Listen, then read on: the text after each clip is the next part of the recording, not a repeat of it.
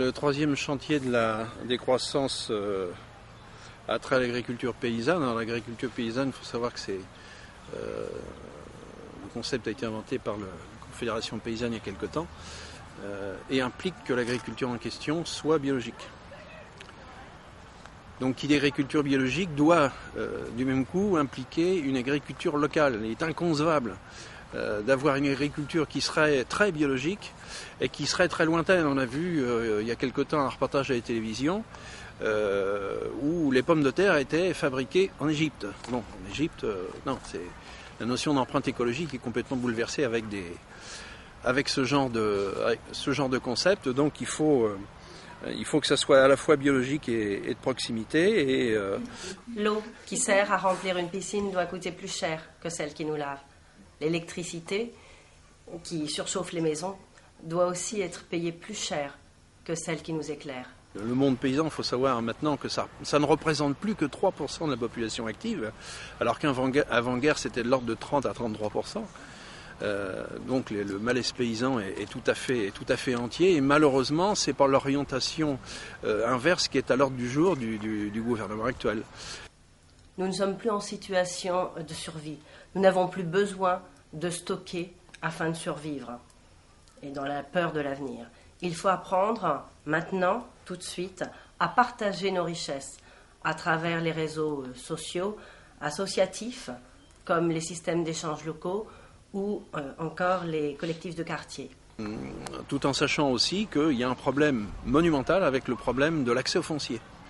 Il faut savoir que les gens qui veulent s'installer, que ce soit en traditionnel ou en bio d'ailleurs, n'arrivent pas à trouver des terres actuellement.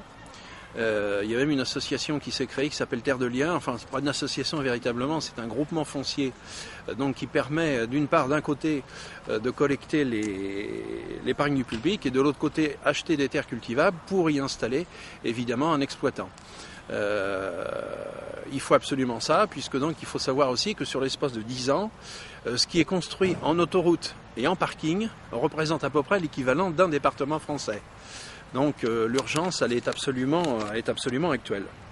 L'homme doit revenir au centre de la vie, c'est-à-dire que les progrès, les machines, les élus doivent d'abord aider l'être humain.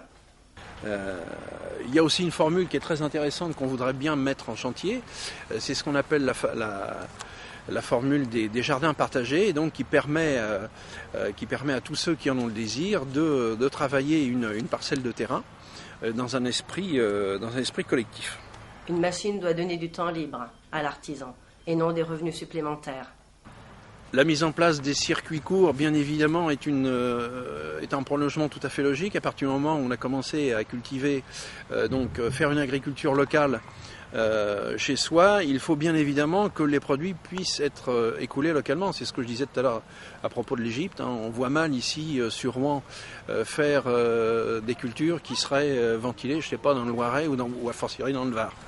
Également un autre volet qu'il faut absolument travailler, c'est permettre au collège de pouvoir préparer une cantine bio, donc avec des produits, je le redis une troisième fois, avec des produits qui sont forcément de facture locale, et en même temps un projet qui va impliquer évidemment aussi la mise en formation des acteurs, puisqu'il faut savoir que le bio ne se cuisine pas comme l'alimentation traditionnelle. Il y a donc parallèlement à ça une formation à faire au niveau des différents acteurs.